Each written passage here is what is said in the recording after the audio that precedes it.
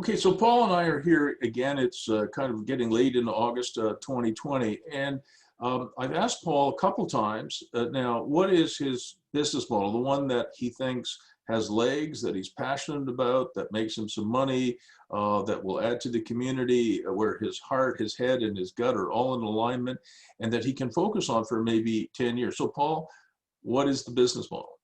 So I'd like to continue and work and do development. In the development that I'd like to specialize in is building microsuites. And with these microsuites, I'd like to have where we are able to subsidize students, personal care workers, by having seniors or anyone that has means to actually live in the main unit, and they can then subsidize those workers or those students. So you really are going to be a developer. So you'll buy a piece of property, maybe it has an older building on it that gives you some interim income while you're doing some planning, and then presumably you knock it down and you build something. But it's not a retirement residence, correct? No, it's not a retirement residence. It's just marketed to people that may need assistance or just like to have the flexibility of someone living in a lock-off unit where they're able to just get some trade-off.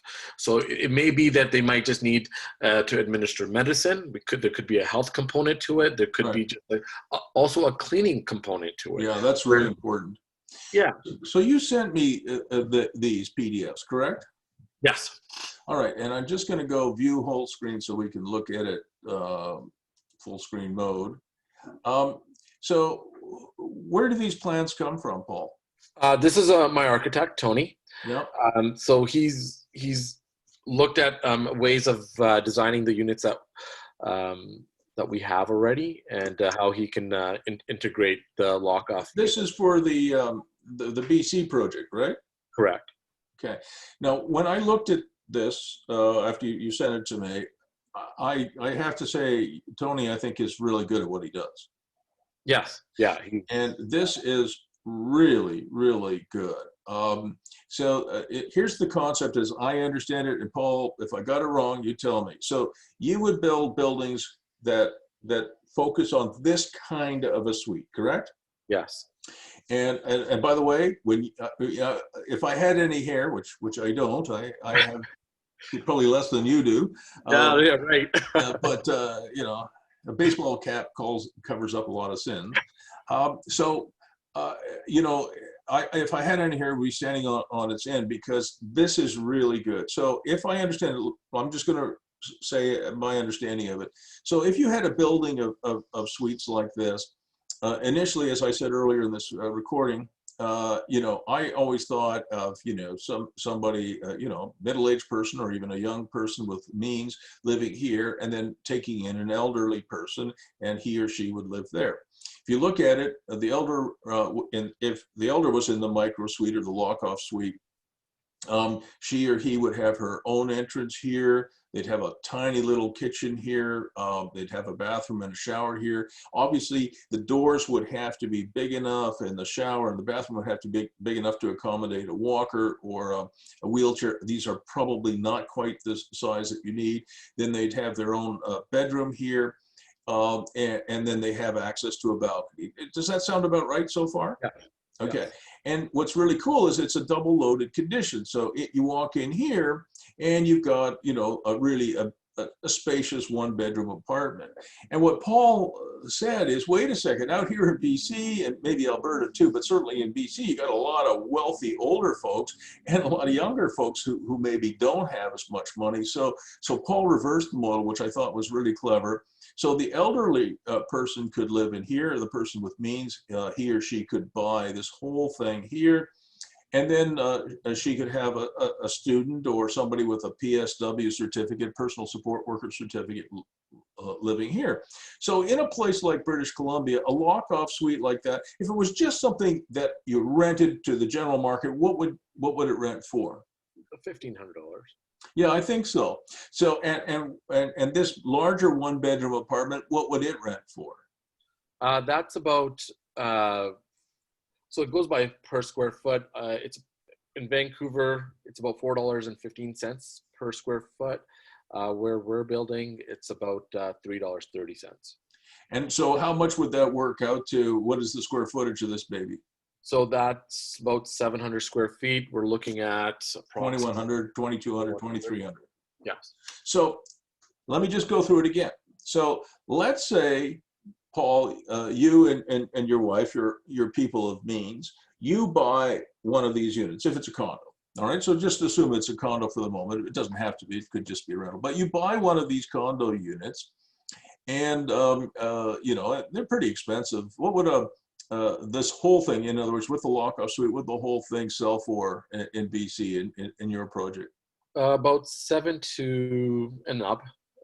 We'd say about $800,000. All right, let's say it's okay. Have you got your calculator handy? Sure do. Okay, so we're going to do some numbers. Okay, so you buy this property for $800,000, and you rent the main apartment for, say, $2,300, and the microsuite for $1,500. You have a total of $3,800 a month. We're just looking at it from an investor's point of view first. So you've got $3,800 times 12. What do you get? 45,600. Yeah, and they'll multiply that by 0.66. What do you get? You get $30,096. All right.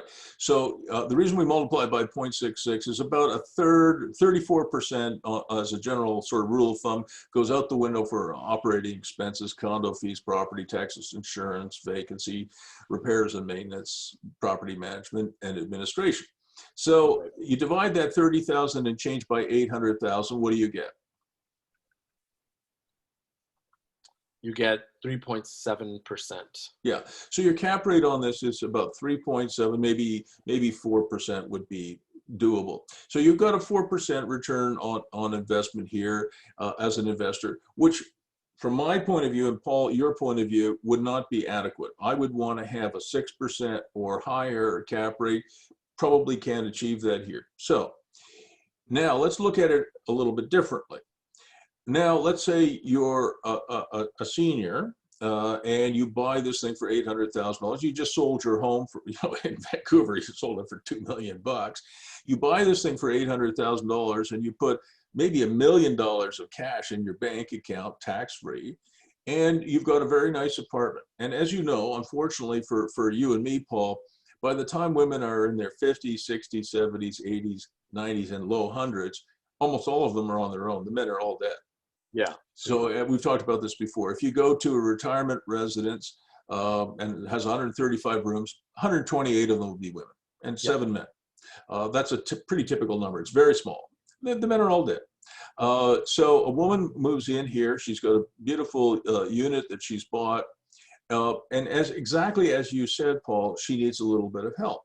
So what she does is she rents out the micro suite or the lock-off suite to somebody with a PSW certificate, probably a young person, but it could be somebody in her 30s, 40s, or 50s, you know, who's a go-go type of person. And a PSW is probably making about $22 to $25 an hour. And the PSW has the ability to live here. And then, of course, with this door here, an internal communications door, she can drop in and see how her elder is doing, make sure she's taking her drugs, make sure that she's getting enough to eat and that she's getting a bit of fresh air, maybe a little bit of exercise by walking in the corridors, whatever.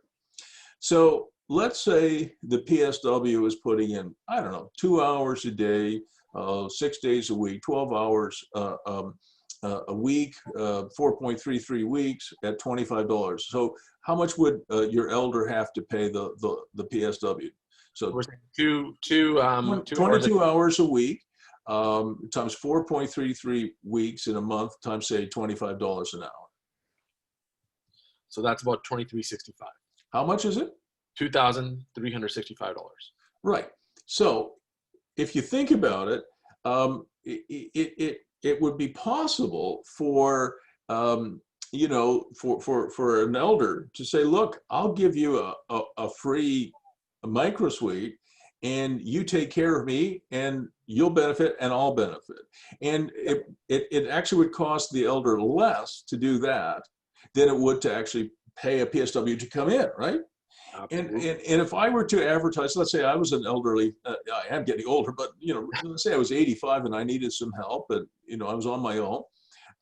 If I put an ad in, look, I've got a free apartment here for anybody with a PSW certificate, if you'll give me a little bit of help from time to time.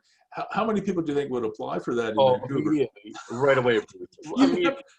And and I have an actual my parents own a home in Surrey. They have 2 basement suites below their residence. There's in one of the residents, there's some younger people that live in that. Right.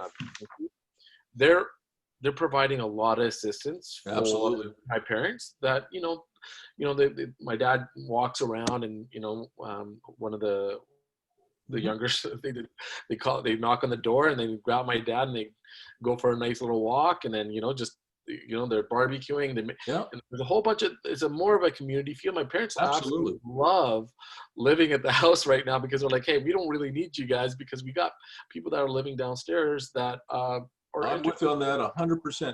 And if I wanted, as an older person, if I wanted privacy, there's no reason why, even at 85, I might want to entertain a lady friend, I have a friend, he's 90, and he still likes the ladies. So I could lock this door and have a little bit of privacy with my lady friend if she wanted to visit me, or for whatever other purpose. And of course, vice versa. If the young woman who's doing the PSW, she might have a friend visit her too. She might want privacy. So, that can be double locked. So this model has legs. I think the model, I think we would add a couple of tweaks to it. One of them would be that if that project in BC that you're working on, how many units are there? 30 units. How many? I'm capped at 30 units. 30 units. But would that mean if you could get a lock-off suite, would that be like 60? Double counting? Yeah, you'd be able to get a lot more suites. Yeah, but let's say it's 30 or 60. I don't really know the answer to that. And between Ian and your architect, you'll figure it out. But what I would also want you to do is I would want you to keep some of the units on every building. Right. So if you had 60 condos and 30 of them were the 1-bedroom apartments and 30 of them were the lock-off suites, and you kept, say, 5 or 6 of them, and you do 30 projects like this. After you've done 30 projects, if you keep 5 or 6 out, you would end up with 150, 180 units that you own. Yeah. And they would probably be free and clear. Yes. And so I think that another tweak to the model is to do that, to keep some of them. Now, I'm going to tell you some good news. Yes. I'm going to show you something that I've been working on that is absolutely on point here, and see if I can find it. Just give me a second here. I'm going to stop sharing my screen while I hunt around for it, because we were both a little bit late. I'm sorry, what? I'm just going to fill you in while you look for that. Okay. There's the charity that I've been speaking to. Yeah, I'm excited to hear about that. Yeah, they're interested in acquiring the whole building. I saw that, and I've looked them up, and I want to talk to you about it. But I'm terrible at doing 2 things at once. My wife can do 10 things at once, but I can only do 1. You're like my wife that way. She can't even drink water. No, I don't have it. Oh, hang on. Jeez. I think I do. Isn't this great? Oh, perfect. Yes. So I want to show you something that it blows my mind. Can you see a floor plan here called the Cedars? Very clear, yeah. Okay. So this is a client of mine, a coaching client of mine, Paul Murphy and Jim Hamlin. They own a resort called Calabogie Peaks. Very small town, about 1,500 people, not even, I think it's about 1,400 people. So really a village.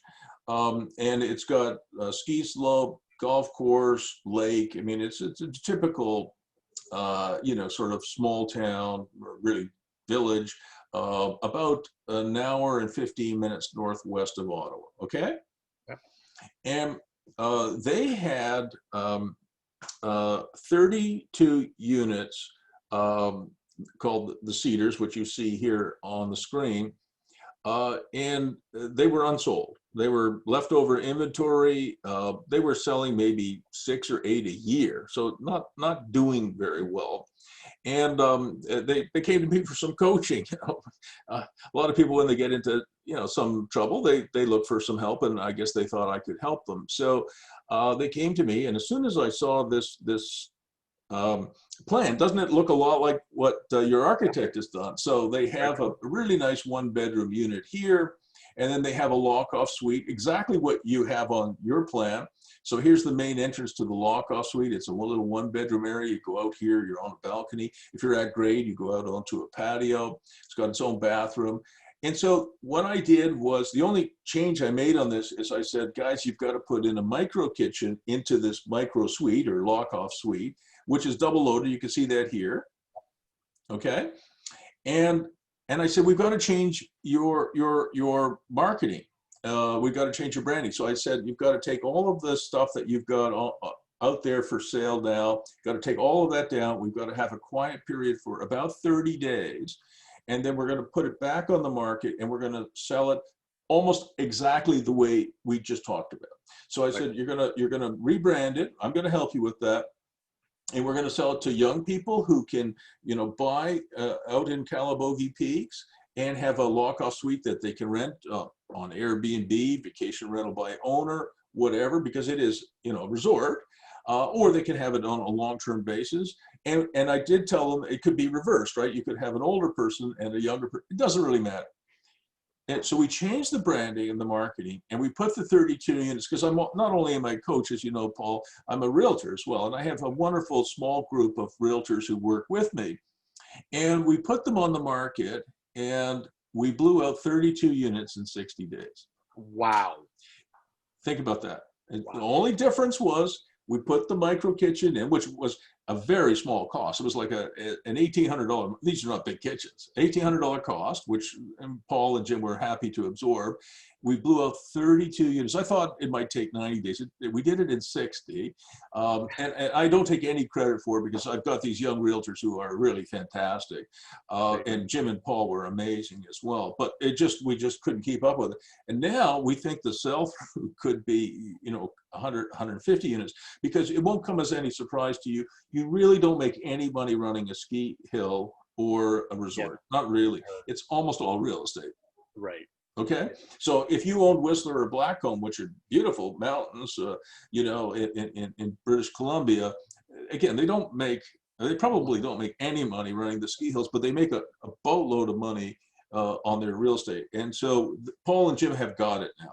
And they understand the power of the lock-off suite or the micro suite and this double-loaded condition. And we just proved it to them. And they think I walk on water, but of course I don't. But isn't that incredible how similar it is? And we just sold the last one last week to a wonderful young couple, and they're going to live there. So another thing that's happening is that small towns across Canada and the United States are all of a sudden in incredible demand. Yeah. So this concept that you have, of course, would work in Vancouver. It'll work, I'm sure it'll work in Calgary. It'll work in Toronto. But guess what? It'll work in Calabogie Peaks, population 1,400. Now, doesn't that tell you something? Yes. So if it's within an hour to an hour and 15 minutes of a major town, it'll work.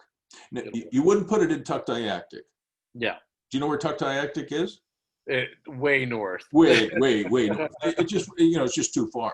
But what has happened is, and by the way, it's not all brainiac work. We also got lucky. Even before COVID whacked the planet, people, young and middle-aged and older, were realizing more and more that they had to be gigpreneurs, they had to be entrepreneurs, they had to make their own way.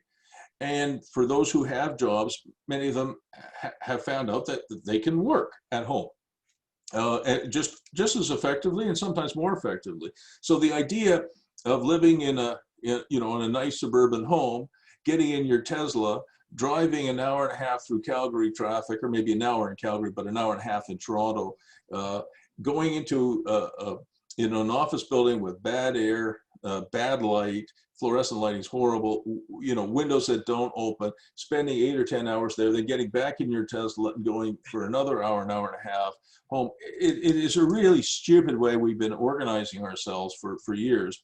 So now we have COVID-19 and people went, wow, I as an employer, you can send 30% to maybe 70% of your employees home, don't come back. So you don't need you couldn't give me an office building today for free. I would say, Paul, it's okay, you keep it. You can lose money on this building. I've lost enough money on an NHL team. I don't really need any more loan losses or property losses or business losses. I still have 450,000 of unused tax losses from the Senators fiasco. Oh my gosh. And here we are, like it's almost 16 years since they went bankrupt, and I still haven't used up all the losses. So, but all kidding aside, so the other thing I think that I would tweak your model with, and I'll just stop sharing now, would be that this model is now something that you could do. I don't think I would specifically go to a small town of 14 or 1,500 people, but it will work in towns of 7,500 people, towns of 25,000 people, 50,000 and 70,000.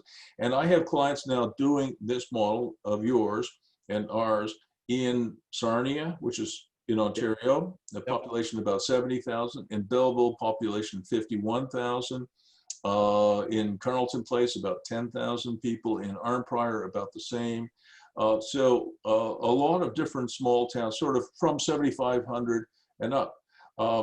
Prescott, Chesterville. Chesterville is this, other than Calabogie Peaks, is the smallest one at about 3,500 people.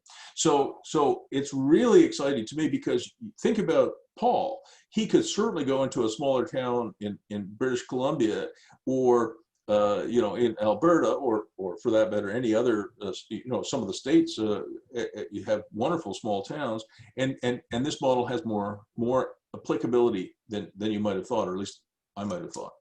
I absolutely agree. And I also think, just having those, first of the model that we were looking at was just, you want to be able to have that flexibility where it can be a apartment, or it could be even a office, right? So if someone just needs to be able to walk in and just say, I just need the flexibility, so that they're not coming into the main unit where my living quarter is. 100%.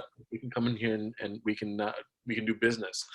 And this is my office. Basically, it's just my door that just goes into the office space, which I thought was a way of me getting around initially with the city of White Rock. I was going to ask you about that. So what did the city of White Rock say about that? Well, see, the thing is, there's a lot of just of my relationship with the city of White Rock right now. We don't want to trigger anything with them, right? We absolutely agree with that. We just want to slip this through and just, stay on board and keep above board with them, so that there's no delays in anything that they might see otherwise, that we might need a zoning amendment. I just don't want to trigger. Absolutely, you should not go there. So let's go back to sharing and viewing this. Give me a second. I'm going to go back to sharing my screen, because I need some explanation on this. Oops. Okay. So let's go back to view full screen, and there we go. Oops. Okay, perfect. So you can see your design, right? Yes. So I think your architect Tim is recommending that you get rid of the second door. So Tony came up with this concept first, right? Is it Tony or Tim? Tony. Okay, Tony the architect. Yeah, Tony the architect. Ian is the one who said, in order to avoid any kind of fire-rated walls, or just saying and triggering the fact this is another unit, he suggested that, and he crossed out that one door that you see that was for the lock-off unit, and said, this door is the one that's the door that we'll have to go in. But can I stop you there? Your idea, which was my idea too, before we started this call, could you not get rid of that second bed, this guy here, and get rid of this cupboard and just leave that door there and just call this an office? We could, and I would Because have I to run think that. you're on the right track. I think Ian is on the right track too. But this door adds so much utility. And so the problem here was more so the kitchen. What I found was what triggered the fire rating, because you need to know what's happening in that unit. So can I ask you this? Before, I lobbied with a lot of people here in Ottawa for 2 decades to allow basement apartments to be legalized, or Right. side yard apartments. In other words, you have a house and you want to add a basement apartment or a side yard apartment. Maybe you're struggling to pay your bills and you need a little extra income. The only thing you have is your friggin' house. You add a basement apartment, a side yard apartment, you get a little of extra rent. We argued that for almost 20 years, and finally, Mayor Shirelli, in his final year, he said to me, Bruce, I'm not running for re-election. He went to Toronto, he left Ottawa, he went to Toronto and became a cabinet minister in the provincial government. And he said, I'm not running for re-election, so guess what? I can do whatever I want.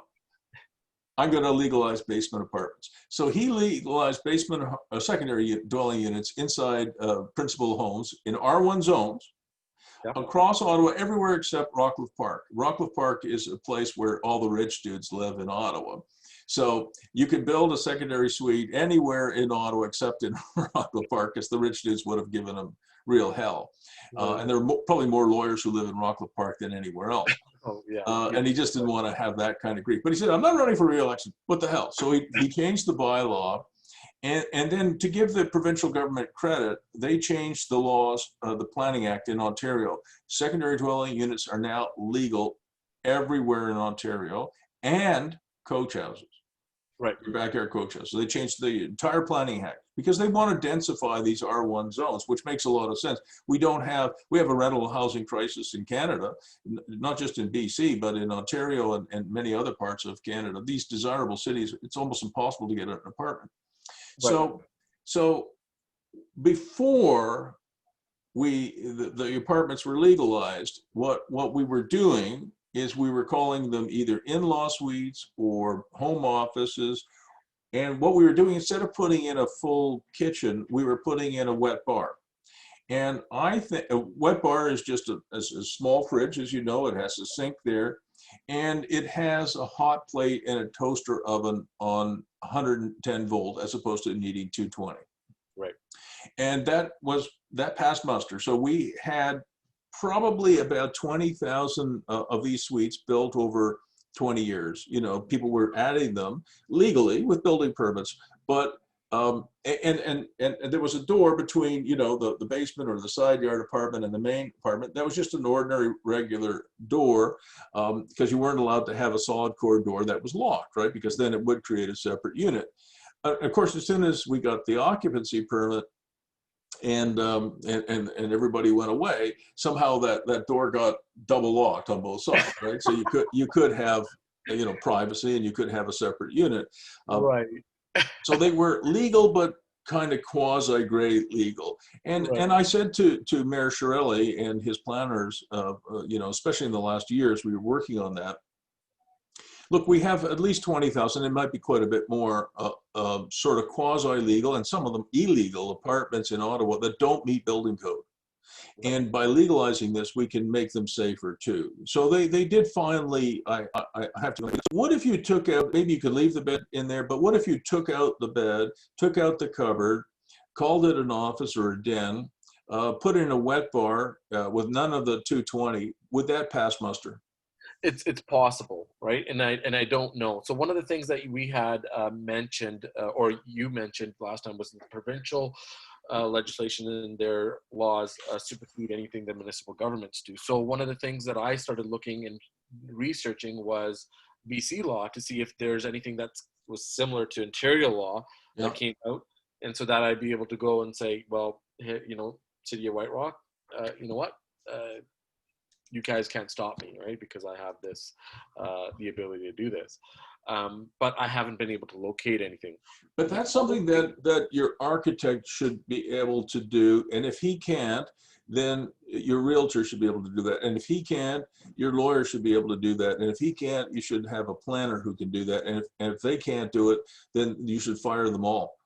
Yeah. I'm serious. One of the things, Paul, that I learned probably too late in life, but I'm good at it now, is I do fire people.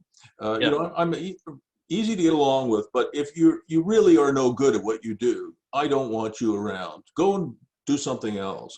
So, if a realtor is not good at his job or her job, I will fire them. And the same thing goes with all of my suppliers. I don't fire people just willy-nilly. We all make mistakes. I never fire somebody for making a mistake. Fire them for making the same mistake over and over again. That I can't tolerate, because we all make mistakes, even you and me. Yeah. So we're not perfect. They're not perfect. But one of the things I would strongly encourage you to do is to demand really good quality work from the people around you, whether they're lawyers or realtors or coaches or anybody else. So I wouldn't get rid of that second door unless I absolutely had to. But having said that, I agree with Ian.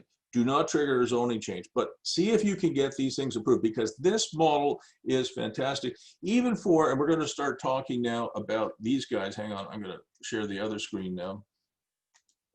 So I think we should talk about these guys. So even if these guys were to buy this building, I think this is the charity that you were talking to, correct? Yes.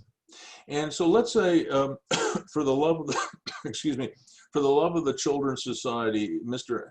Ashid Kumar Ball, even if Mr. Ball bought this, I'm not exactly sure what the purpose would be, but I work with a number of not-for-profits, as I've told you before, and they really like this design that Terry, the architect, has come up with for a whole lot of reasons.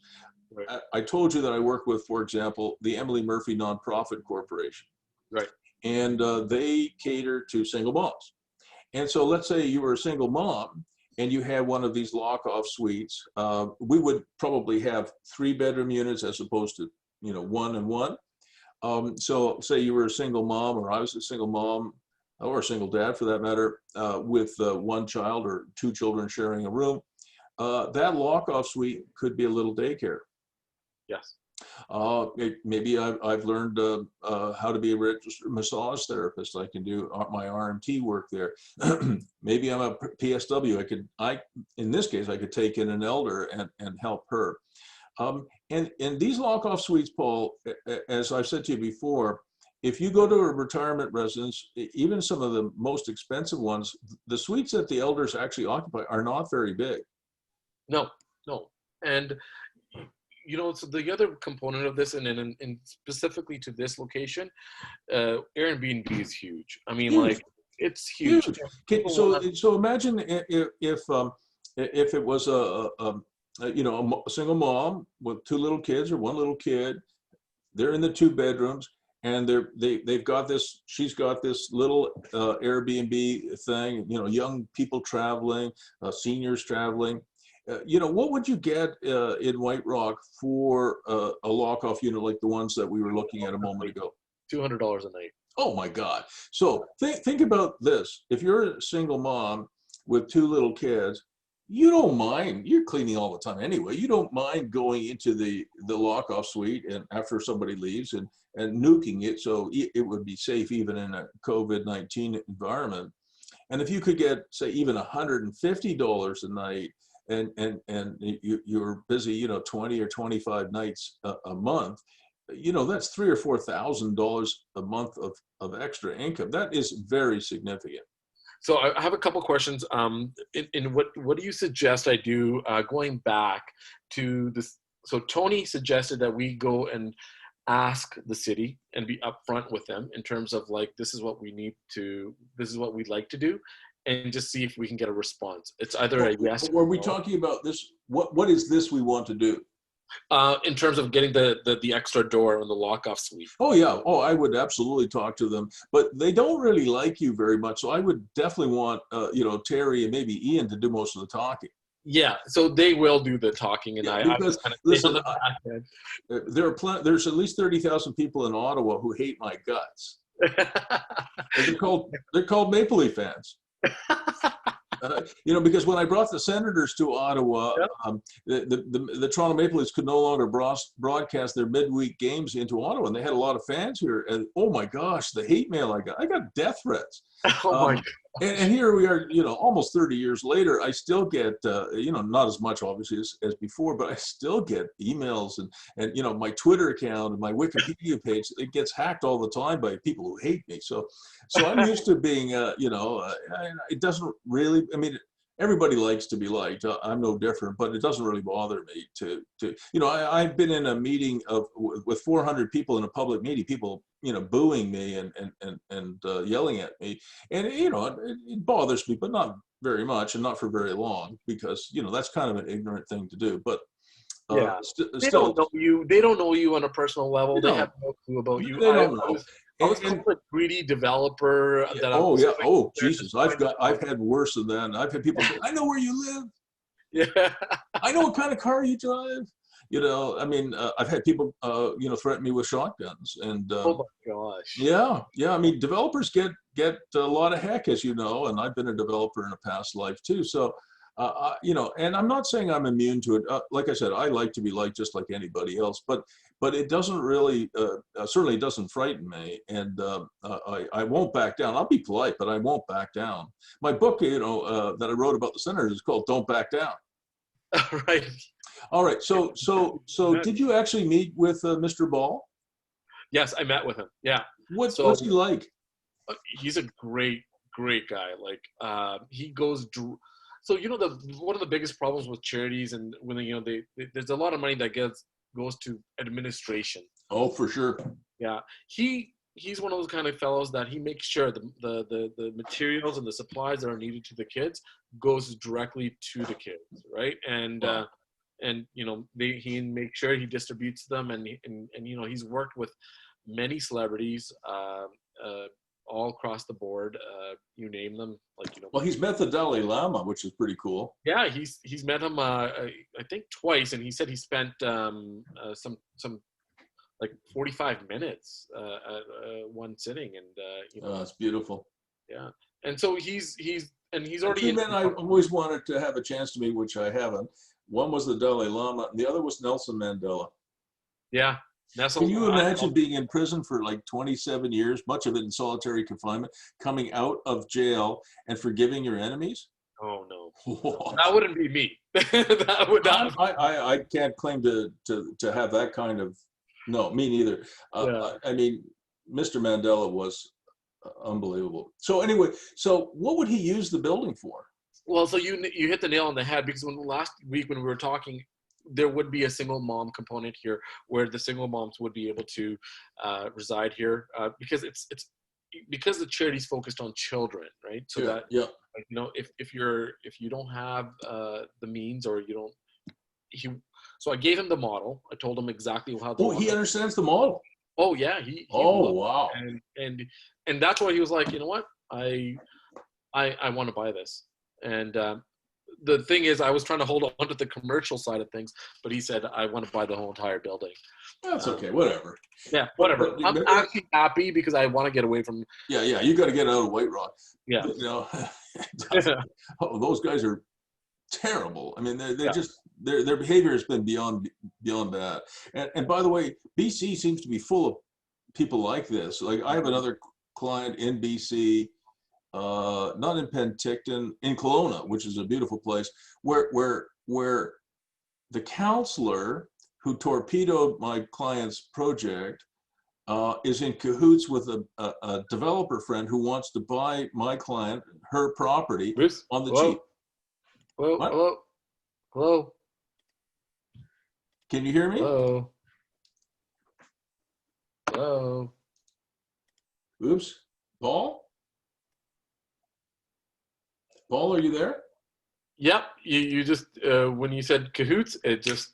Sorry about that. Somebody's watching. The National Security Agency or something. Or maybe it's the politicians in Kelowna. So she had a wonderful project in Kelowna, and the counselor, we found out later, the counselor is in cahoots with a local developer They torpedoed her project. It got turned down twice. And then he made a lowball offer for the property. Right. I am pissed. And we're not, my client and I, I'm just the coach, but my client's not accepting that. And we have a strategy to deal with that. But it really did remind me of what's going on in White Rock. And that is not right. And Yeah. so you have to exit. And my client would exit Kelowna, by the way, but not at half price. Yeah, exactly. Like Well, she's just not going to do that. I talked to this guy, the developer, and I said, look, we understand what's going on. He said he denied everything. I said, no, you can deny whatever you want. You can say whatever you want. We don't believe you. Not one word. So just listen for a minute. I got mad. And I still have a bit of a temper. You know, when I was younger, I had a real temper. But I said, we don't believe you. I'm just speaking, you know, my client's a very nice lady. She's 64, but she's a bit intimidated by the whole situation, but I'm not. And I said, we just don't believe you. So please, we're not here to hear you. You're here to hear us. And he said, what? I said, just listen. If you want to make an offer at 1.7 million, which is the fair market value, we have an appraisal, then she will sell it to you because she's sick of dealing with you and with the counselor that's in your pocket. But if you're coming in at an offer of 850 to 900,000, the answer is no, and we'll find other ways to make this thing work. Trust me on that. And I said, that's it. And we'll have another discussion when you bring in an offer of 1.7 million. So this is now this conference. We did it on Zoom, and I was pissed. And he was taken aback. He did not expect that. He thought he'd get it for $1 million. But you know, she's not an old lady, but she's 64, and this is an important part of her net worth, and she's not going to sell it for half price. And I was really clear about that. And you know, back in the day, I would have wanted to get the boys together and go over and friggin' hang that guy from a lamppost. You know, he's such a son of a bitch. Like do that with the city of, we call it the cow. And we know, yeah. And by the way, I am quite sure that he is going to flip this property. It's a wholesale deal. And if he makes $700,000 because he ripped off this lady, client of mine, he'll split it with the counselor. They'll just go $350,000 each. That is just, and I absolutely know this is going on beyond a shadow of a doubt. And I called him on it. And I do think he's going to probably put in an offer around 1.5. And I don't say anything about this, obviously, but at 1.5 should probably sell it. That'd be the end of it. You know, at the same time, I would do too. Like, you know, if I can get my money out of this thing. Oh no, you're gonna make money on this. I'm gonna make money. No, she's gonna make money on this. Katie bought the property, you know, years ago now for $875. So if she gets $1.5 million or $1.6 million, which is probably where we'll end up, she'll make $500,000 or a little bit more, maybe 600,000, which is fine. You know, it is what it is. And she'll do something else in a place that's not full of bandits. Same thing for you. But what you and I have talked about is selling it to a not-for-profit organization like this organization. But you know, I want you to make several millions on this. Yeah, and you know, I have investors. I'd like to make them money. Oh yeah, we want to make money, but we want Paul to run away or pocket, you know, a few $1 million out of this. You didn't go through all of this to give it away. Yeah, you can see all the hair's gone. Yeah, all the hair's gone. Yeah. So tell me again what you know, for the love of the Children's Society, exactly what they would do with this building. So they want to generate income. Like, so Ashid goes around and fundraises and gets a lot of the money, and he wants to get his charity to a point where they're acquiring property here in Canada that they can generate enough revenue over time, because I told him this is going to take them time. Would he be bringing people to this location, or would he be renting it to people who are already living in White Rock? No, he'll be bringing people to the location. From all over the world or all over Canada? No, just within Canada, within BC. It's just the single moms within BC that he wants to be helping out there. Well, that's a great mission, and I completely support that mission. I do work, as I said, for Emily Murphy Nonprofit Housing Corporation, and you know, these are wonderful people. And I have to tell you, when I did a presentation to the moms about the Gigaplex idea, about the block-off suite, the microsuite, whatever you want to call it, you should have seen the excitement in the room. Yeah. There I think 38 units, and not all of them were interested. Some of them want to sit on the stoop and smoke cigarettes. But out of the 38 that were in the room, tenants or residents, not tenants, residents there, over 30 of them said, "Hey, man, yes, Airbnb, I can run a little daycare." Some of them already have their PSW certificates. A couple of them were hairdressers. They said, what they can't do, I didn't realize, I'm out of date because my kids are now in their 20s and 30s. I didn't realize how expensive childcare is today. It's super expensive. Do you know what it costs to put a toddler in daycare in BC or Alberta? Well, for us, it cost like, an arm. It was like a good $3,000 per kid. Per month, right? Per month. Yeah. In this area here, it's a little cheaper. It's about $2,000 a month, but it's not five, back in my day, it was $500 a month, but it's $2,000. And in BC, I think it is $3,000. Yeah. Yeah. No, so, and it's funny you say that because Gary Nesner, the realtor, said, Paul, if you can sell one of the commercial zone places for a daycare, I have a lineup of daycare clients that are ready to acquire the commercial space, but then I'd have to accommodate because they needed some outdoor. You know what, Tim? Tim Reed's in this business. You know that, eh? Yeah. So Tim would give me a discount if I ever had to put my kids in the day home. But I did a little coaching with Tim Reed last week, and he has a terrible name for his business. It was awful, but he's about to acquire. I told him that. I'm not just talking behind his back. He's acquiring, I think, 8 units from Little Steps Academy. Yeah. And I said, Tim, you're changing the name of your business. When you negotiate the acquisition of these 8 homes, I said, negotiate in that you can use their name, because Little Steps Academy is a priceless gem of a name. I don't even remember what his name was. It was so bad. I think it was Splish Splash or something like that. Something like that. It was just like, I thought of a water park. But he paid for that name. I actually told him not to do that. I would pay nothing for that. He paid almost a good $400,000 in goodwill. He didn't tell me that.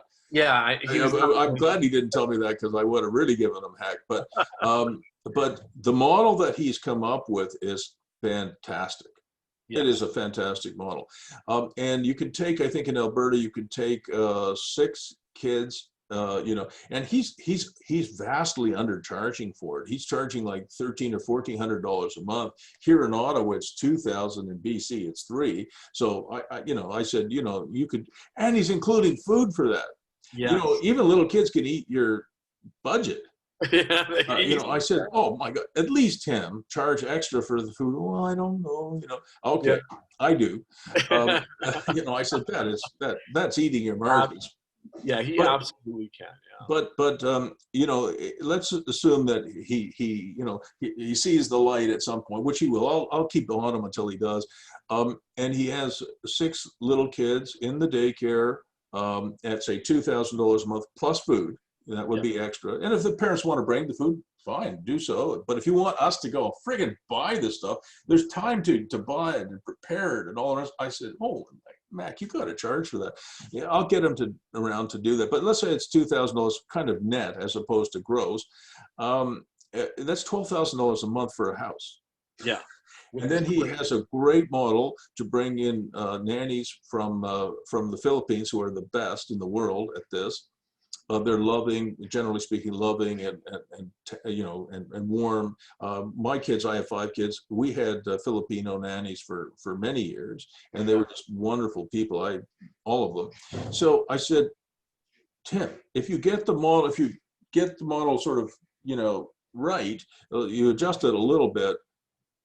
You could have 1,000 homes across Canada, the United States, with Filipino ladies living there, making a decent wage, and you'll have 1,000 homes or 500 of these places. This Little Steps Academy will make you a very wealthy man. Yeah, and I just one of the models that it's about the real estate behind it, right? Like, acquiring the real estate. And if you own the real estate, great. If you have to rent it. Oh no, he has to. Oh no, he's renting some of these places. I said that's going to stop. You're buying these places. You got to stop that. I said you're making other people rich. Right. That doesn't Exactly. make any sense. I said, but Little Steps Academy, what a fan. But yeah, absolutely. I mean, I didn't even think to mention that because as soon as he told me, oh yeah, we rent them and then we sublet them. I said, oh my God, Yeah, no, we're going to stop that, Tim. So he's a very smart person. He'll figure it out, and you and I will help him with that. And I'll just it's a bit of a digression, but it's worth talking about. I coach another young man. His name is Michael Golyabev, originally from Russia, and he runs a company called Mold Busters. And his model is very similar to Little Steps Academy in some ways. And here's what Michael does. Mold Busters is right across Canada, and if you are having a problem with mold in your building, he'll send a mold inspector there, with a heat gun, infrared camera, and generate a report for you. Yes, you have mold. No, you don't. And what he does is, not too many people in Canada want to be mold inspectors. yeah. It's not something that when you were a little boy you said, when I grow up I'm going to be a mold inspector. But so he advertises, because he speaks Russian. He advertises in Russia, in the Ukraine, and mainly Eastern Europe. And he says in his ads, would you like to come to Canada? We have a job for you. And he gets hundreds and hundreds of applications. I mean, trust me, if you had a choice between living in the Ukraine or Canada, or Russia or Canada, that's an easy choice. And they're very smart people. Some of them have PhDs, and and they're driving taxis, and they're earning money in rubles, which is, you can paper your wall with the damn things. So anyway, Very hilarious. wait a second, hold on, it gets even better. Then he started to say, wait, I have a job for you, and I have a place for you to stay. Wow. So he has been buying houses across, I told Tim this, he's been buying houses across Canada, and he will put anywhere from 6 to 8 mold inspectors in these homes, and they will pay him rent. Not very much, $500 or $600 a room. Right. And look at the economics. He charges about $225 or $250, something like that, for a mold inspection. Mold Busters, Michael's company, keeps 30% of that, and the mold inspector keeps 70%. So you make I think they're making about $200 per visit, and they do 2 or 3 a day. Yeah. And these guys, they're all Eastern Europeans. They work 6 days a week. They just work like anything. So all of a sudden, if they're doing, say, 2.5 a day, they're making about $500 a day. They're making $3,000 a week. Yeah. 50 weeks a year, and 2 weeks back home to make love to the wife. And and some of them are making 150 grand. Yeah. As mold inspectors. And then, of course, once they issue the report, if there's mold, they might need remediation. That's a whole other revenue stream. But I think at last count, he had 70 houses across Canada full of mold inspectors, all men. By the way, you would never put a woman in the house with 6, 7, or 8 Russian men. No. That you would never do. Wrong idea. I said right away, when Michael told me the model, I said, do not hire any women to be in these homes, because Russian the women come. They'll bring the women. I actually rented a house to a window company, but they don't work for Mold Busters. Yeah, no, they don't. No, I said, Michael, you cannot put anybody who's on your payroll, or even an independent contractor, a young female, in a house full of Russian men or Ukrainian men. My daughter-in-law is, one of my daughter-in-laws is from Moscow. She's an accountant, a beautiful woman. Oh my God. And she tells me that the biggest export from Russia is not oil and gas, it's women. And really? Yes. And I said, what do you mean? Her name's Julia. And she said, Pops, she calls me Pops, if you're a young woman, I mean, she's a beauty. If you're a young woman in Russia, you could marry a Russian man who will be an alcoholic, wife beater, and child beater, who won't have a job and will expect you to support him and his abuse for the rest of your life. Or I could have married your beautiful, handsome son who adores me and our children and takes care of me and Yeah. just adores me and is gentle and kind and I love him to bits. If you were a young woman in Russia, what would your choice be? I said, okay. So, I mean, she met my son Andrew in Fiji. She was at one of those all-inclusive resorts with a couple of her girlfriends, and my oldest son, Andrew, was there with a couple of his buddies, and he saw this beautiful blonde girl. He didn't know where she was from, but he was working in Canberra. You know where Canberra is, right? No. It's the capital of Australia. Oh, okay. Yeah. So he was working in Canberra for the national government there, and she was working as an accountant in Moscow, and they were at this all-inclusive. They met each other, liked each other, and it's a love story. And they, you know, he thought she was fantastic, and she thought, oh my God, I just won the lottery. Yeah. And but she goes back to Moscow, and he's in Canberra. You cannot get farther away on the planet unless you go to the Antarctic.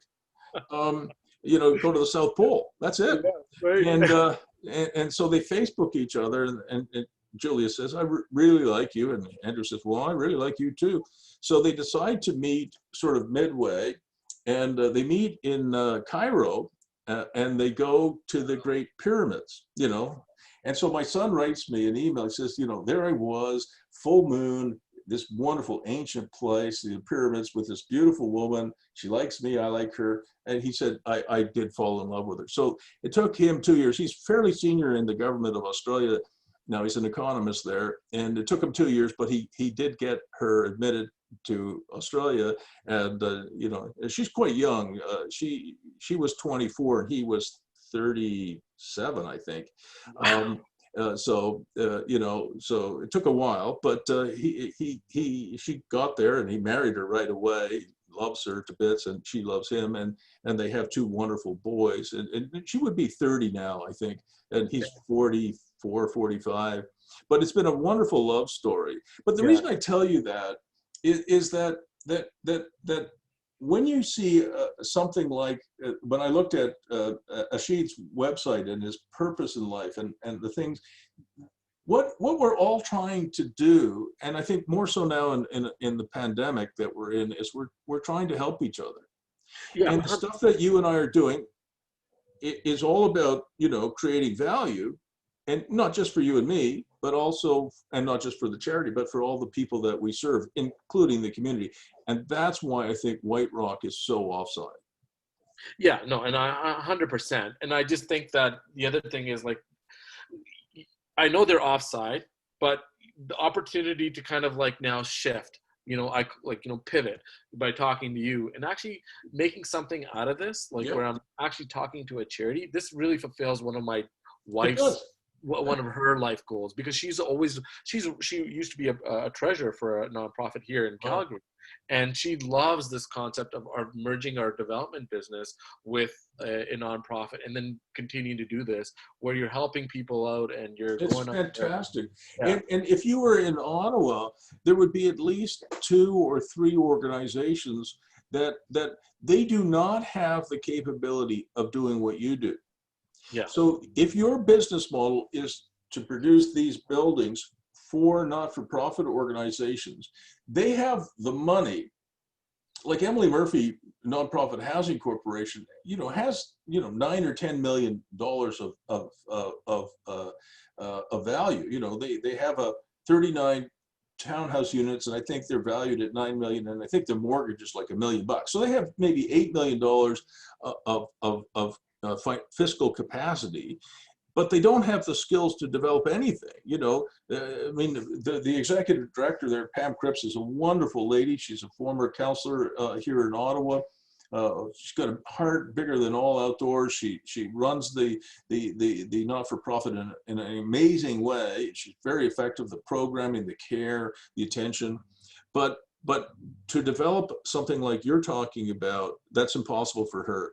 But you could do it, and they have the money to buy it from you. Yeah, and actually, you make a good point, because I do have to. he does have to present it to the board, and now he said the board is going to do whatever he wants it to do. There's an overview that I'm writing up presently, Yeah. which I'm going to want you to kind of look over before I I send. would like to read it over. Yeah, and I'll send that out to you probably in the next day or two, and then you can have a quick look at it before I give it to Ashid. And then, he's not the business person behind it. He's the one who has all the contacts. He goes, gets the money from whoever he needs it from, and is facilitating things. His board is compiled of, they're all CAs predominantly. Yeah, so they're all chartered accountants that. But yet they're not helping him raise the funds. They're bean counters. Yeah, that's exactly it. So when I presented this to him, he was just, thought this was just a game changer. And one of the things that the mindset was that I'm helping you where you wouldn't be able to do this otherwise, right? I'm coming to you, and then I'm putting this together. So let's put it together. We'll have a formal proposal here. That's the other thing, Bruce. In order to put a formal proposal together, do you know of anybody that's a good? Yeah, business? we're going to talk about that. Was in your agenda. Just before we talk about that, because I've got it in the agenda. I just put in the chat box something I did. It's a YouTube video. I did a review of Oren Klaff's book, How to Pitch Anything. Okay, so if you just don't mind clipping that out of the chat box, and when you have time, I think it's about 25-minute video, voiceover video I did on the book. If you're going to make a presentation to the board of directors of this charity, I'd really like you to look at that training. Yep. I'm sure you're going to be an excellent presenter, but Oren Klaff is a professional pitch man. That's what he is. And he does some things in his book. It's called Pitch Anything. That is really good. And, I'm pretty good at pitching. I mean, I convinced the NHL to give Ottawa a franchise when we were losing 2 franchises, Quebec Nordiques and the Winnipeg Jets in the early 90s, and Canada was in a terrible recession. So I'm a pretty good pitchman too, but Oren is really good. And he has some new ideas on how to pitch anything that are worth knowing. So before you do that pitch to his board of directors, I'd like you to at least do that training, okay? Absolutely. Before we get into that, does the charity have any money now? They have money. How much? It's in the millions. They didn't say that they have, I told them the price point of this could be about $45 million. Probably, yeah, 40 to 45, yeah. Yeah. So he didn't balk at it, but I said, BC housing will come in with, about $30 million. They're going to have to bridge that gap. And then he said, we'll have to talk to the board about it. And that's why I, even though I'm going ahead with this, I haven't stopped my conversations with the realtor because I don't want to put my eggs all in one basket. No, and we're going to talk about the realtor too, because you might need a better realtor. But the one thing that I'm thinking, we talked about Matt Slobodian and his work that he's doing with CMHC, right? Correct, yes. Because CMHC will do 100% funding, and they will do, I think it is a 50-year coupon at 1.45%. So that's amazing. It's 100% financing. So yes, you should be talking to BC Housing, but I think you know Matt Slobodian, right? I actually spoke to Matt just the other day. The CMHC is changing up a little things. He's looked at my pro forma and he said, Paul, I'm going to give you the worst case scenario because CMHC is going to change things. Because you got a pretty big commercial component here, you may need a cash injection of about $4.9 million at the worst case scenario. Okay. Now I go, and what I feel it's going to be a project by project basis. Yeah. And at first, initially, he told me I was about 90-something% loan to cost. which I thought was great. That's great. I mean, I think most, certainly Emily Murphy Nonprofit Housing Corporation, which is not a big, organization, they could, if they wanted to, could write a check for $7-8 million. So Yeah. most charities, have the capacity. They have funders, they have sponsors, they have reserve funds. But I do think that if BC Housing comes through, that's great. But if they come through with $30 million and CMHC comes through with 40 million, 50-year money at 1.45% might as well be free money. Yeah, it's free money. It's free money. I mean, my mortgages, I wish my mortgages were 1.45%. Maybe yours are, but mine aren't. I had a 1% line of credit. Oh, you're horrible. I hate you. So I do think that you should continue those discussions with Matt. Now, in terms of writing pitches, I actually had one I wanted to show you. Nothing to do with what you're doing, but I'll show you a little pitch that we did for the Emily Murphy Nonprofit Housing Corporation, and I didn't write it. So this is this was written by Pam Cripps, who is the executive director of the Emily Murphy Nonprofit Housing Corporation. And this is a fund out of Montreal, I think, called the McConnell Fund. You still there, Paul? Shit. Bruce, you cut out. Yeah, I think I lost you. Yeah. I apologize. I'll start again. Oh, up there. All right. Let me get rid of this. So what I wanted to show you, you're there now? Yeah. What I wanted to show you is this is something that was written by the executive director of the Emily Murphy Nonprofit Housing Corporation to a fund called the Innoweave Fund. It's based in Montreal. Practical Tools for Social Innovation. And it was originally founded by the McConnell family in Montreal. McConnell family is very famous. He was an engineer. Right. And when I went to McGill University, I spent my undergrad years in a building called the McConnell Building. Right. So it meant a lot to me to see this. So this was a letter of agreement between Emily Murphy and the Innoweave Scaling Impact Implementation Coaching Funding. And I'm not going to read this to you. I'm going to send this to you. It's confidential, so I don't want you to share it with anyone else. But when you read it, this was an application for I think $10,000. That's all. Yeah. When you read the language here, there is a language of the not-for-profit and charity industry that is completely foreign to me. Yeah. So when I saw on your agenda that you're going to, do a presentation and then you have to write a report, you're going to need somebody who knows this industry. Yes. And when I read it over and I did make some comments to it, but there's so much jargon in here that, I really would never have put in that these are hot buttons that I wouldn't even know exist. Yeah. Right?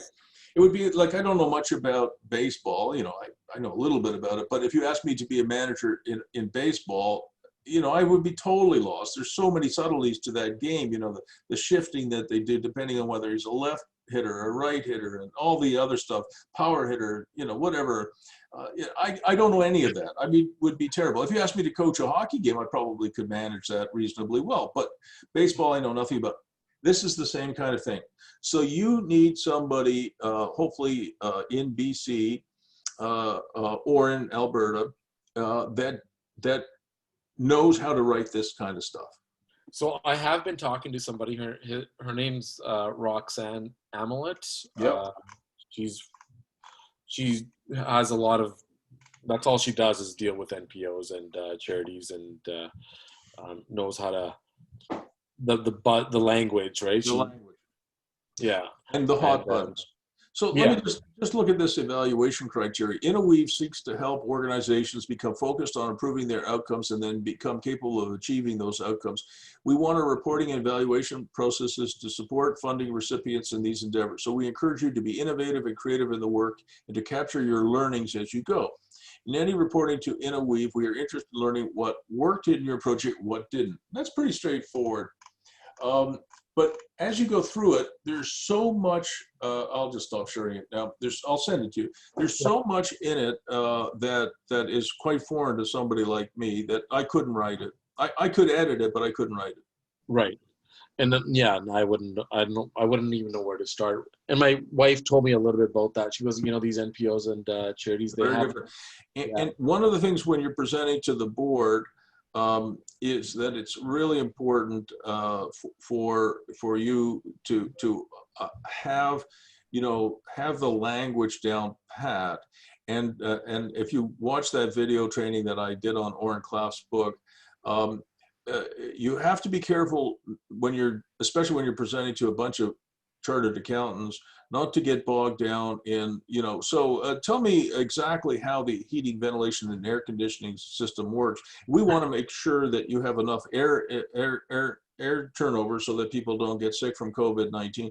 Well, that's a whole other detail that if you go into it in your pitch, you'll never have success. yeah, exactly. They So don't. we have to. That's not something that they're even He's already told me that that's not something that they're interested in, nor would they want to know. He wants to know. They want to still stick to their mandate, which is obviously helping children. Right. If we can pitch it to them that way and have Exactly. And the hot button to me is, look, with this wonderful model, and you're going to need that second door if you can somehow save that second ingress egress door. You will give all of these women, single moms, both fish and fishing rods. Yes, yes, and that's what I told. That's the hot button for me, and the utility of these buildings. Now, do you have a name for this business? For the building, or no, for this business model that we spent now an hour and a half. We pushed the boundary a little bit on this business model, but what do you call it? I don't know. That's okay. So, Mr. Paul Randhawa, you have some homework to do. Yeah. You need to come up with a name. Right. And a tagline. Okay.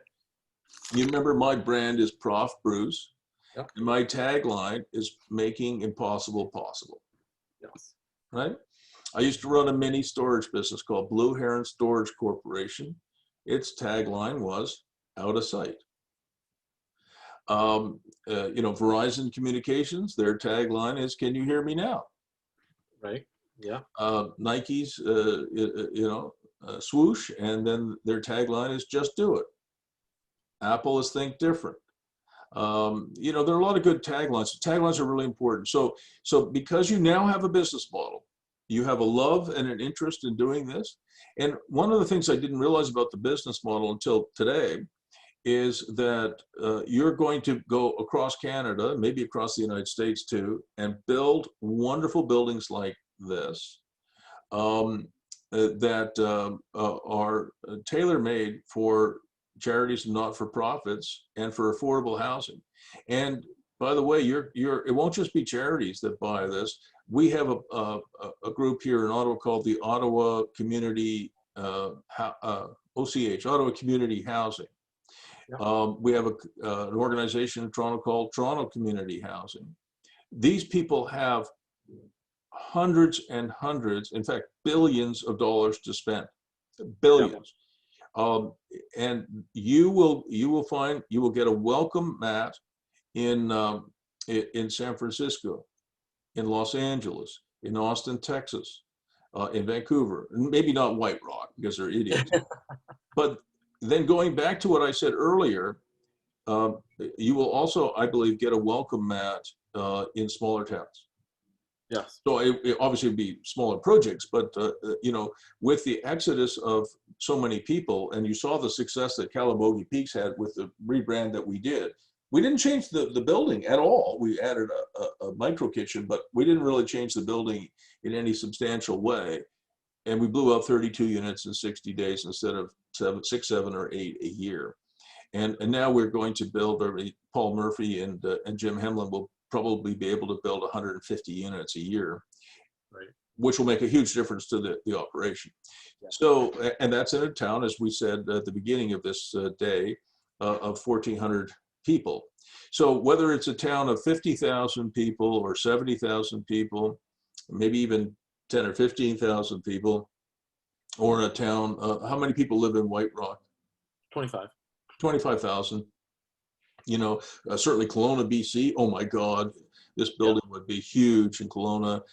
There's a crying need for it, you know, in big, small, and medium-sized towns.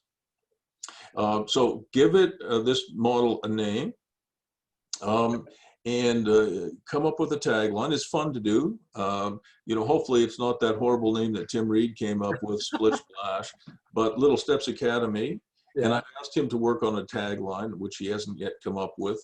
But these are very important branding exercises that you need to do. And it's almost as important for you as it is for your clients. Absolutely. Because now you'll have a shorthand version. As soon as you say, you know, I work for Nike. Yes. You don't need to say anything more than that. Everybody, you know, or if you were the president of the United States, you could have the seal of the president of the United States in your name. You don't need anything more on your CV than that, right? Yep. So that's how important the name is, and the branding is, and the tagline.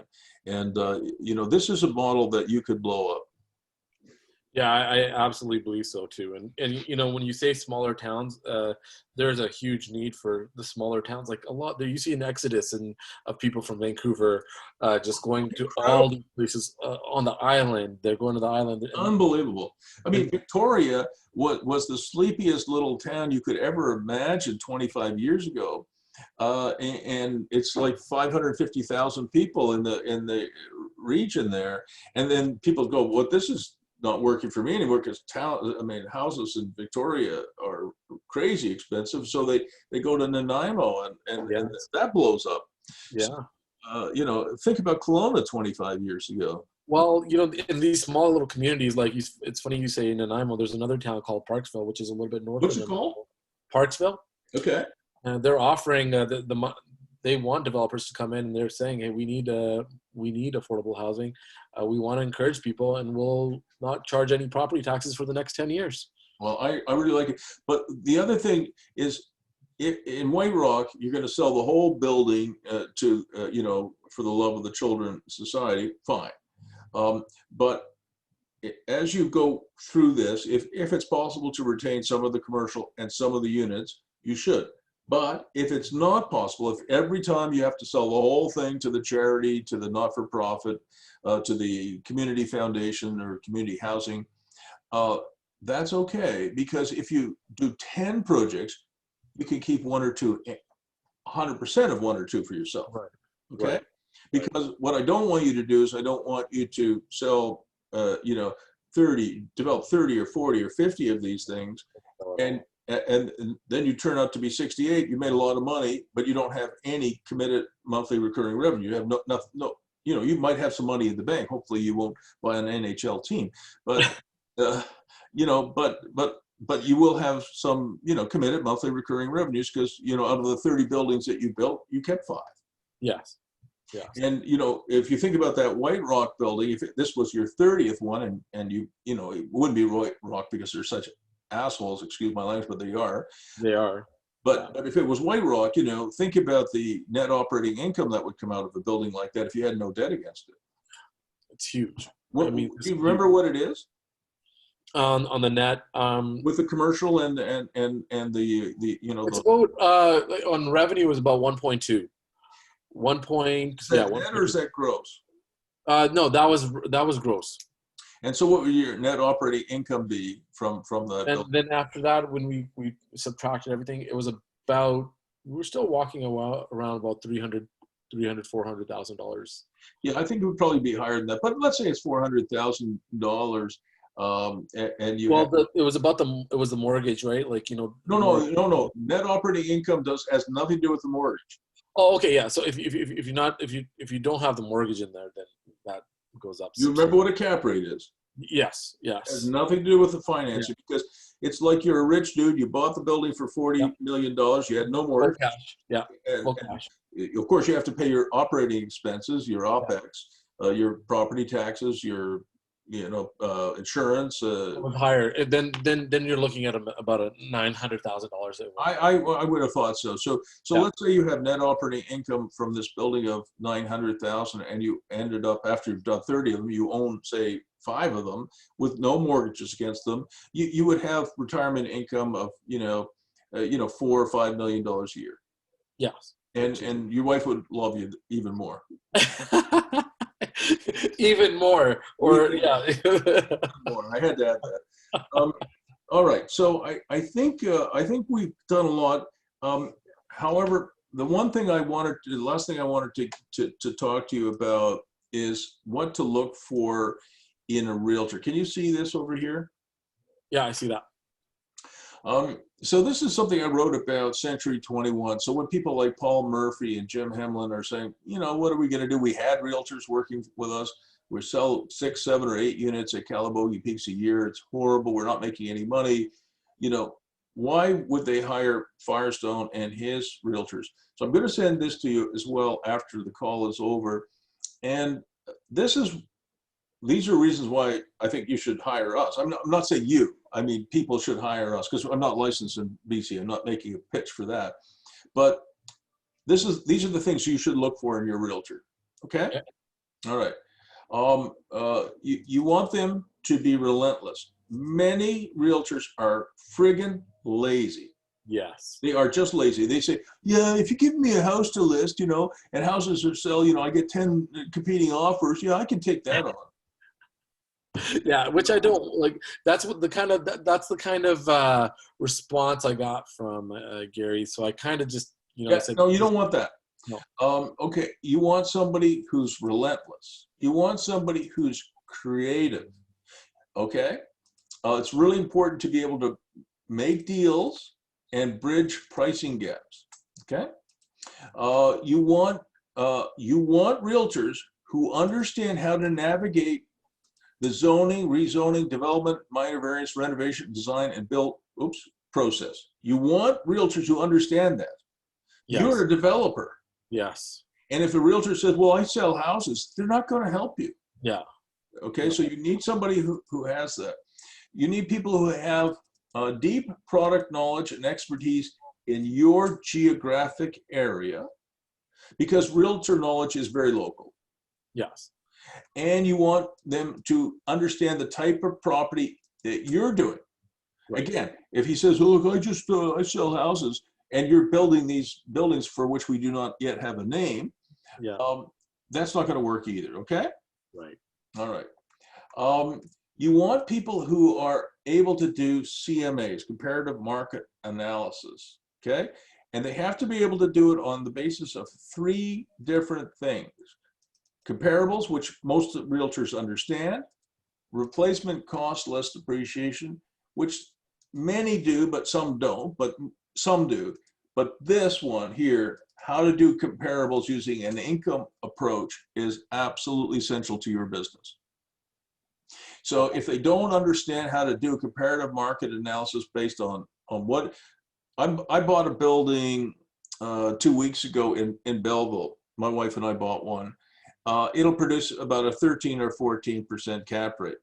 So I reached out to CBRE. You know who they are, right? Yes. A big commercial outfit. And I said, what would the fair market value cap rate be in a smaller town like Belleville, which is Belleville's a coming town, but it's not Toronto. It's close to Toronto, but it's not Toronto. And they said about 5.5%. So if my building will produce 13 or 14% cap rate, I should be able to more than double it in value. Yeah. You need a realtor who can do that kind of work for you. Yep. All right. Okay. So these are just things, and you have to ask these people. If they don't know, they have to be willing to learn, or they already have to know. Yes. All right.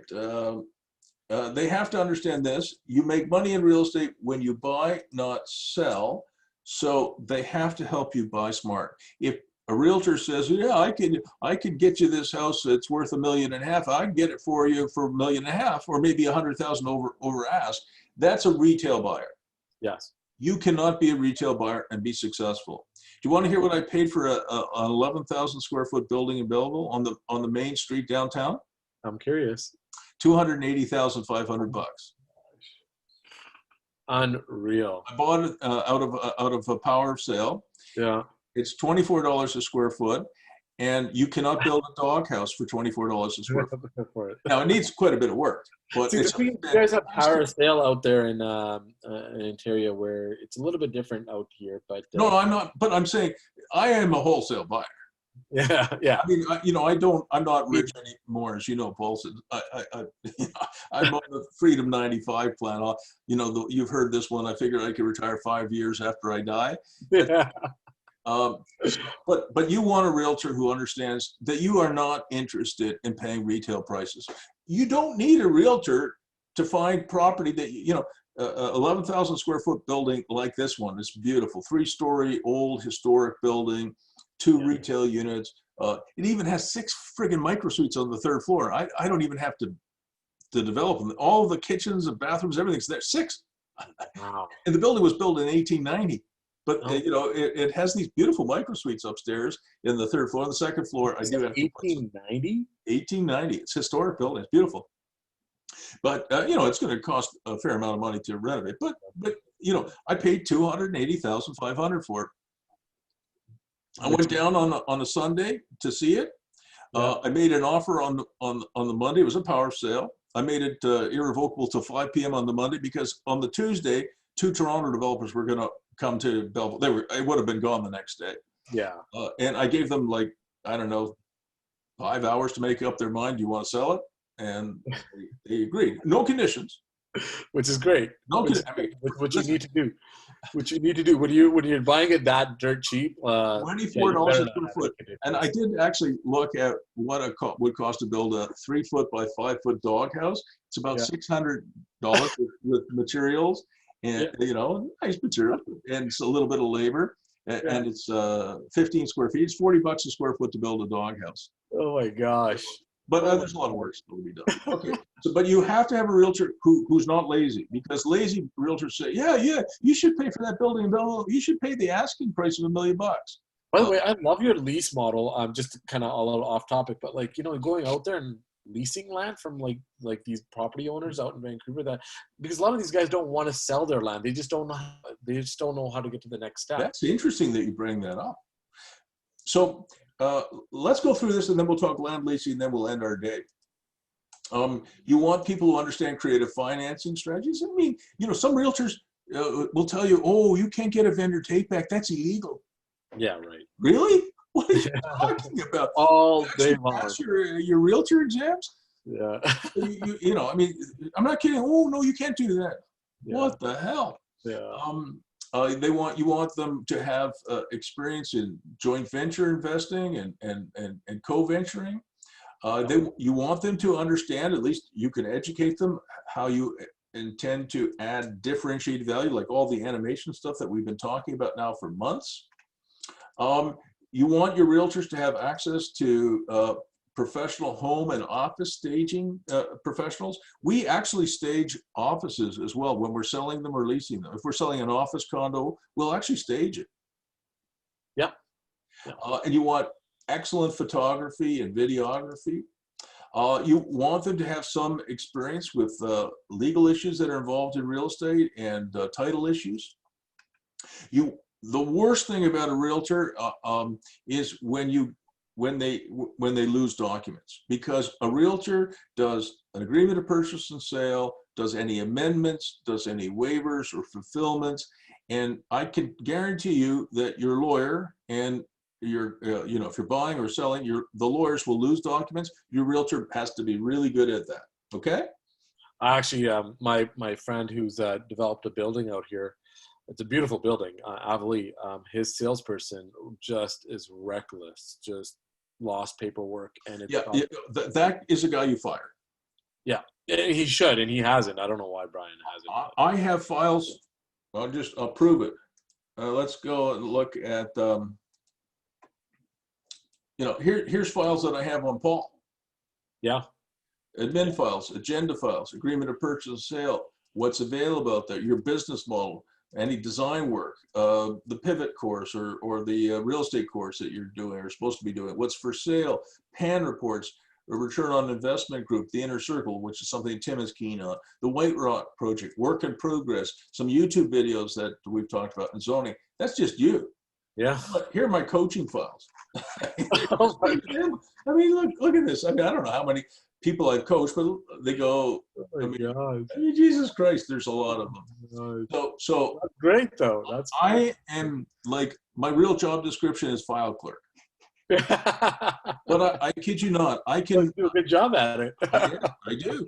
I can run, over 100 transactions a year as a realtor, and I can run now in the thousands of coaching clients, and people will call me, maybe 5 years after coaching, and before we do a Zoom call like this, I'll check their files that I have access to, and it's backed up in 3 different locations. And I'll say, so how's little Billy now? He must be, what, 10 or 11? They go, how did you remember my kid's name? Well, I didn't. Right? So anyway, I'm going to send you this, and I want you to read it. It's 25 reasons why you should hire us as a realtor. But these are also questions you should be asking when you're hiring a realtor. Okay? Okay, will do. All yeah, right. I'll send it to you rather than go through it.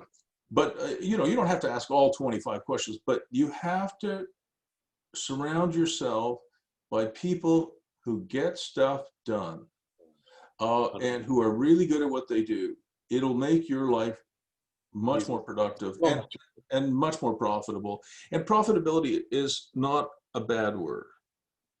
Even if you're running a charity, you need money to do good work. All right. Absolutely. So tell me about this land lease idea. Well, it's in the city of Center, Surrey. And so there's a lot of landowners out there, and a lot of these guys don't want to get rid of their land. They just don't know what to do with the next step. Like, they know developers are going to come in, they're going to acquire this land. Yep. And so we, Tim and I were discussing your model at one point where we would be able to lease and actually go to these guys and actually say, can we do a long-term lease the land, build these kind of type of buildings that I'd like to build, and where a lot of the condo fees and what have you that are being generated would just pay the landowners. It'd be a part of the lease cost. I'm so glad you said that. Because, and I just sent you the 25 reasons why. I'm so glad you brought that up. That's a last, and I have recorded this, so it's going up on YouTube unlisted, so you'll have it. And you should probably, I know it's a big chore, but you should probably go back through this video and make sure you copy down and write down every aspect of this model, because and you should send that to me so I have a record of it. I'm likely to keep it. Yeah. But that's a last addition to your business model, the unnamed business model. That is fantastic. So I think I don't think I ever showed you this, but I'll share my screen with you again. And we'll go visit a building where we did exactly this. Okay, I'm so glad you brought that up, because I didn't think to bring it up.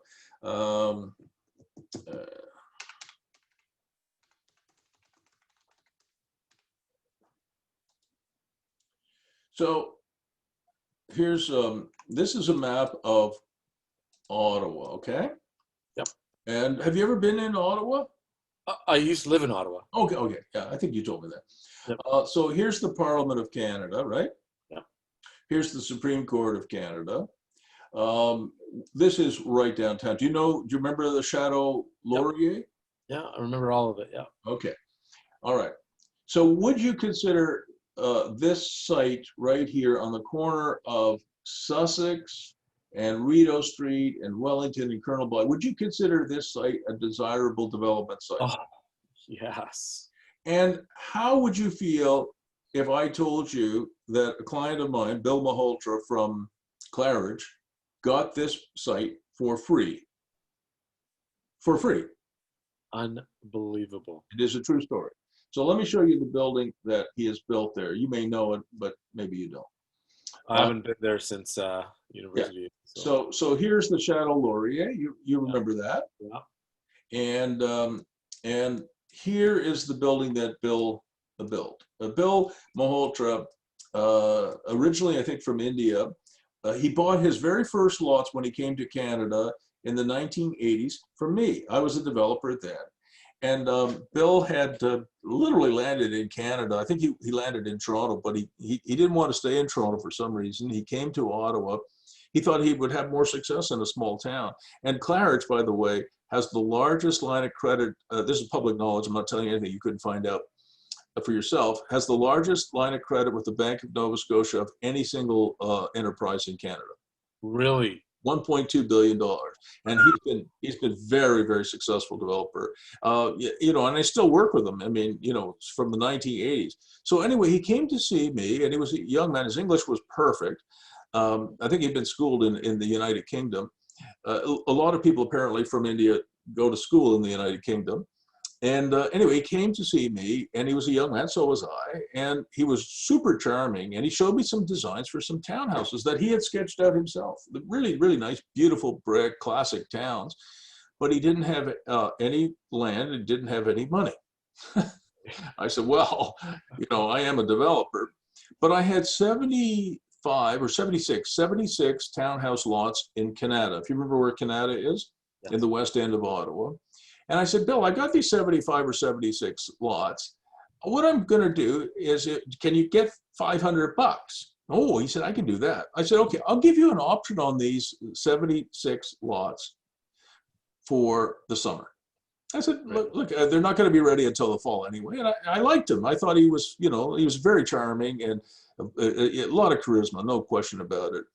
And I said, what I want you to do is, you know, get an architect to draw these plans up properly. And then you can put a sales trailer on the site. I give you permission. You can put up a sign. I said, what are you going to call your business? Claridge. I said, well, that's a beautiful name. So he put a sign up, and he went into the sales trailer himself. You know, he's multi-billionaire now, but back then he was, you know, a young man with not a whole lot of money, but a whole lot of guts.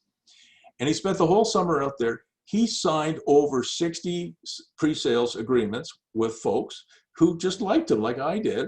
And he comes back to me, I think it was in October of that year, and he showed me he had over 60 signed with deposits. And back then you could take, I think, $20,000 deposits in Ontario today. So he had $20,000 deposit. He had not cashed those checks, but he had them. So he had about $1.2 million that he could do if he could change his option to an agreement of purchase and sale. I said, okay, what I'm going to do is I'm going to sell you these lots. I think it was about $75,000 a lot for 76 of them. So I don't know what that is, about $6 million. I'll let you put 10% down and owe me the rest. Yeah. So would you do that? I said, I would. So out of that 1.2 million, I get 600,000, but I'm going to let you keep 600,000 because you're going to need that money. He said, this is great. And, you know, and then he hired a foreman and he got busy and he built those suckers, sold them, paid off his bills. And then he was a rocket ship for the rest of his career. He's just amazing. So this property is owned by the National Capital Commission. You remember the NCC? Yeah, I remember. I thought this building was, for a minute there, the Novotel building, but it's not. No, it's not. I don't even know if it has a real name, but Milestones, you know, the Milestones restaurant is on the ground floor, so everybody calls it the Milestones building. Yeah, I don't remember the Milestones. We used to go to a place called Nichols. Yeah, long gone. But you can see here, it's got a nice little restaurant here. It's called Milestones. And so anyway, so this building came up. And so Bill and I was his realtor. By this time, I was working for him instead of him working for me. Right? I mean, you know, shit happens. And he's been very generous to me, I have to say, over the years, because he knows what happened to me in my career. So anyway, it's called the Metropolitan Building. I forgot. Okay, right. So it's called Metropolitan. And so the deal that he did with the National Capital Commission was a 50-year land lease. And what we did in the land lease was we put in that land lease payments would begin once occupancy of the building was, once the condominium was registered and occupancy was granted. And as you know, with condo buildings, you finish the building and then people move in, sometimes for 6 months, sometimes for as long as a year before the condominium is registered. During Right. that period, they're paying the developer some kind of a rent, but not, they're not, you can't close on those units until the condominium corporation is registered.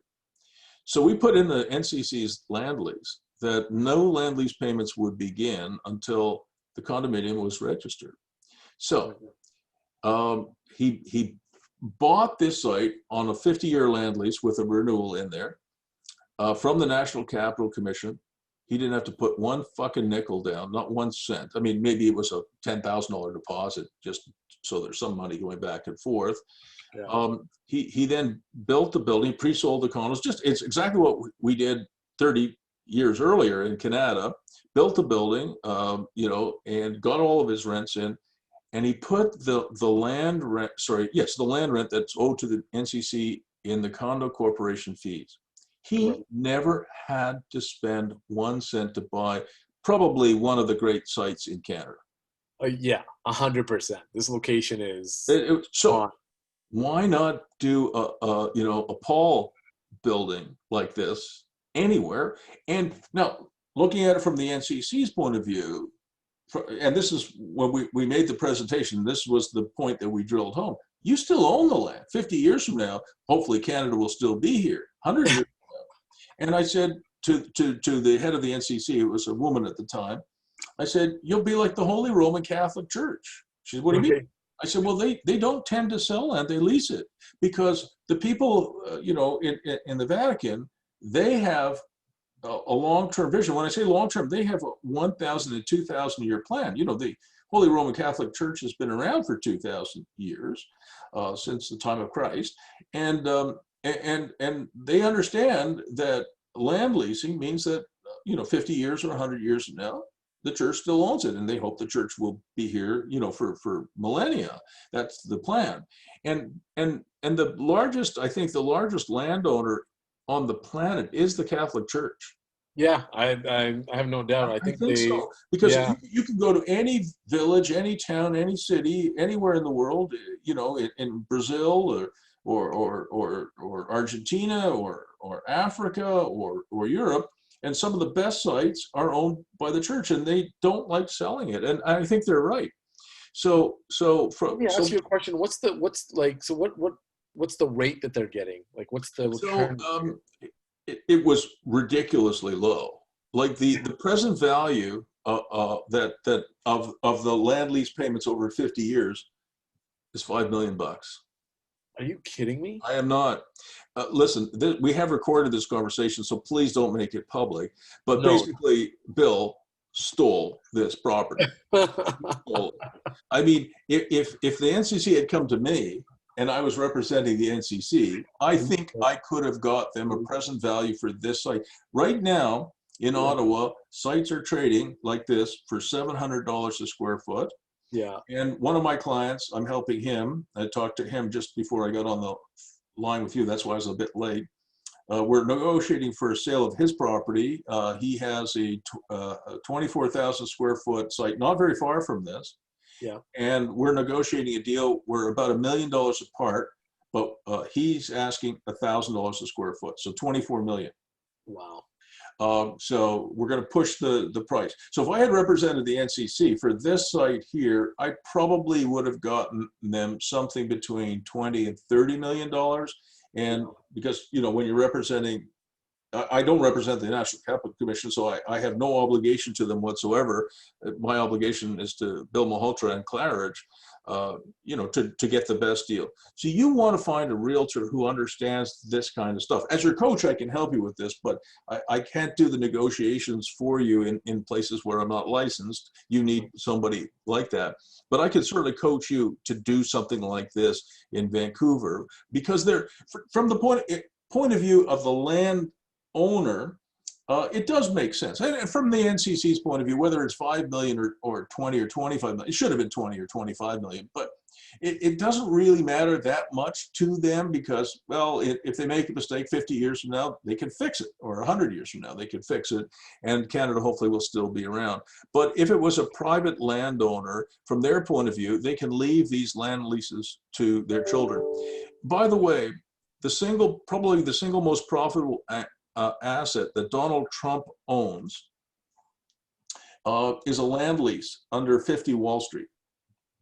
So the Trump family owns the land under 50 Wall Street. They don't own the building.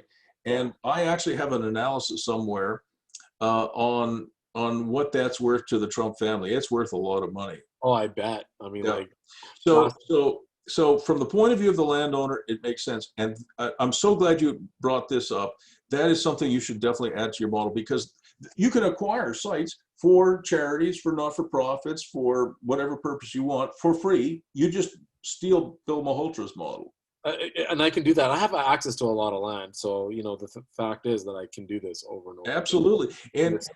and we can sell it to whether, you know, as a coach, I could certainly jump on a Zoom call and I could sell.